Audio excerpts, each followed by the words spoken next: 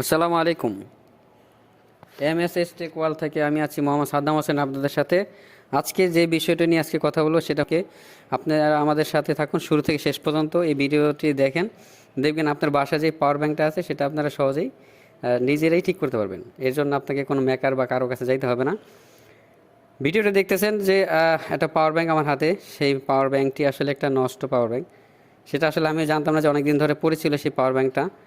আমি এটারে কী করলাম, 6 থেকে 7 ঘন্টা চার্জ দিলাম। চার্জ দেওয়ার পরও দেখি যে আসলে কোনো চার্জ ওঠে না পাওয়ার ব্যাংকটায়। তারপরে কী করলাম, আমি এই পাওয়ার ব্যাংকটাকে চেক করলাম। চেক করার পর দেখলাম যে এই পাওয়ার ব্যাংকটা চার্জ ইনপুট হয়, কিন্তু আউটপুট কোনো পাওয়ার ব্যাংক থেকে কোনো আউটপুট আসে না।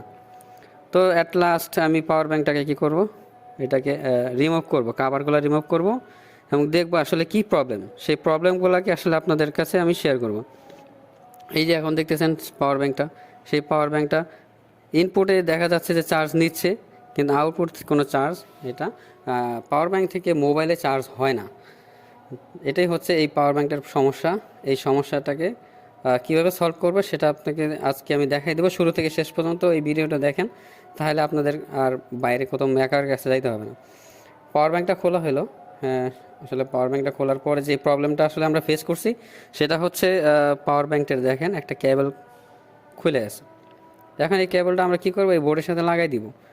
এটা একটা সার্কিট বোর্ড, হ্যাঁ, জাস্ট একটা ব্যাটারি। এই ব্যাটারি থেকে দুইটা পোর্ট লাইন বের হয়েছে, একটা ফেজ একটা নিউট্রাল। ফেজের লাইনটা খুলে আছে দেখা যাচ্ছে। এখানে এটা কী করবো, আমরা সোল্ডারিং আয়রন দিয়ে এই সোল্ডারিং করব। সুন্দর করে সোল্ডারিং করা হয়ে গেলে আমরা সেটাকে আবার আগের মতো করে কাভারটা সম্পূর্ণ লাগাই দিব। এখন দেখতেছেন যে সোল্ডারিং করা হইতেছে। সোল্ডারিং আসলে সার্কিটটা ওপেন না করে সোল্ডারিংটা সুন্দর হচ্ছে না, যার কারণে আমাদের কি করতে হবে, সার্কিটটা খুলে নিতে হবে। সার্কিট না খুলে আপনার সোল্ডারিংটা করলে দেখা গেছে বডি ড্যামেজ হয়। এই জন্য আমরা কী করবো, আগে সার্কিটটা খুলে নেব। সার্কিটটা বডিতে পাওয়ার ব্যাংকের বডি থেকে খুলে নেওয়ার পর আমরা কি করলাম, এটাকে সুন্দর করে সোল্ডারিং করলাম। সোল্ডারিং করে দেখা যাইতেছে যেখানে সোল্ডারিংটা হয়ে গেল। সোল্ডারিং করতে আসলে বেশি কিছু লাগে না, একটা সোল্ডারিং আয়রন লাগে, রান লাগে এবং রজন লাগে, এটা আপনারা সবাই জানেন। এখন কি করব, আমরা এই বডির সাথে সেই ব্যাটারি এবং সার্কিটটা, সেটা আবার সেট করে দেব। সেট করে দেওয়ার পর এখন আমাদের কি করতে হবে, আমরা চেক করে দেখব আসলে আমাদের পাওয়ার ব্যাংকটা ঠিক হইলো না হইলো না। সেটা আপনাদেরকে এখন আমাদের ভিডিওতে দেখাই দিব, যে সুন্দর করে সেট করতে হবে যেন সার্কিটের উপর কোনো প্রেশার না পড়ে, তাহলে দেখবেন যে প্রবলেম হয়। এখানে একটা ছোট্ট পাওয়ার সুইচ আছে, সেই পাওয়ার সুইচ সঠিকভাবে লাগাইতে হবে। আর যদি সঠিকভাবে না লাগাইতে পারেন তাহলে পাওয়ার আসবে না। পাওয়ার বাটনটা আমরা সঠিকভাবে লাগাইলাম। লাগানোর পর এখন আমরা কি করব, এটাকে চেক করব কভারগুলো। এখানে আসলে দেখেন যে কী টুলস আমরা ইউজ করছি, বেশি কিছু না। একটা সোল্ডারিং আয়রন, এটা হচ্ছে রান, রজন, এটা ইন্ডিকেটার, হ্যাঁ, এটা ছোটো স্ক্রুড্রাইভার, ফ্ল্যাট স্ক্রুড্রাইভার, এগুলো আর কি এই পাওয়ার ব্যাংকটা খোলা এবং লাগানোর কাজে ব্যবহার করলাম। এখন হচ্ছে যে আপনাদের দেখাবো যে এগুলা লাগানোর পর আউটপুটে কী রেজাল্ট আসে। আউটপুটে অ্যাট লাস্ট যে রেজাল্ট আসবে সেটা আপনাদেরকে আমি দেখাই দেব। এখন আমরা কি করব, এই চার্জিং কেবলটা আমরা কি করব, চার্জিং কেবলটা আমরা দিয়ে চেক করব। এখন দেখেন যে আগে যে পাওয়ার আসতো না, এখন এই যে পাওয়ার বাটনে চাপ দিলে পাওয়ার আসতেছে, তার মানে বোঝা গেল যে আপনার এই লাইনের সমস্যা ছিল।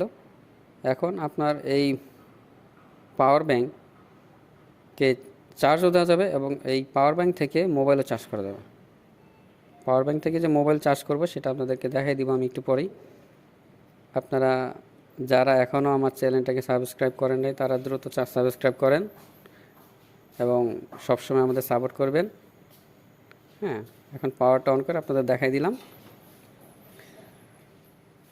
এখন কি করতে হবে, আমাদের এই কাভারটা লাগাই দিতে হবে সুন্দরভাবে। কাভারটা লাগানোর পর আমরা সেটাকে চেক করে আপনাদেরকে দেখাই দিব। এখন দেখেন ভিডিওতে দেখা যাচ্ছে যে পাওয়ার বাটনের চাপার পর যেই এলইডি লাইটগুলো সেগুলো জ্বলতেছে।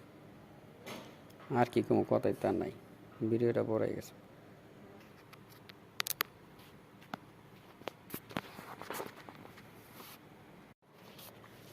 আমরা এখন কি করলাম, এই সাইড কাভারগুলো, এই বডির যে কাভারগুলো ছিল সেগুলো সম্পূর্ণ এই সার্কিট টার্কিট দিয়ে ঢাকে লাগাই দিলাম। লাগাই দেওয়ার পর আমরা এখন চেক করে দেখব যে আমাদের আসলে কাজটা হলো কি না। এখন আমরা দেখেন একটা মোবাইল ইউজ করলাম, মোবাইল ইউজ করে আমরা এই এই পাওয়ার ব্যাংক থেকে আমার মোবাইলের যে পাওয়ার সেটা আসছে কিনা সেটা দেখব। মোবাইলের বি টাইপ পোর্টের মধ্যে আমরা লাগাই দিলাম, দেখা গেল যে আমার কী করলো, চার্জিং পোর্টের যে মোবাইলের যে এই চার্জিং যে হয়েছে, আউটপুট বের হয়েছে বা আমার মোবাইলটা চার্জ হচ্ছে সেটা বোঝা যাচ্ছে। এখন বোঝা গেল যে আমার পাওয়ার ব্যাংকটা একদম ঠিক হয়েছে। মোবাইল পাওয়ার ব্যাংক এভাবে আপনারা ঠিক করতে পারেন। এটা আসলে ওরকম গুরুত্বপূর্ণ কোনো সমস্যা হয় না মোবাইলের পাওয়ার ব্যাংকে। হয়তো বা ব্যাটারি ড্যামেজ হয়ে যায় বা লাইনে যে কোনো জায়গায় সমস্যা থাকলে সেটা প্রবলেম হয়, আপনারা এটা নিজেরাই বাসায় বসে সমাধান করতে পারবেন।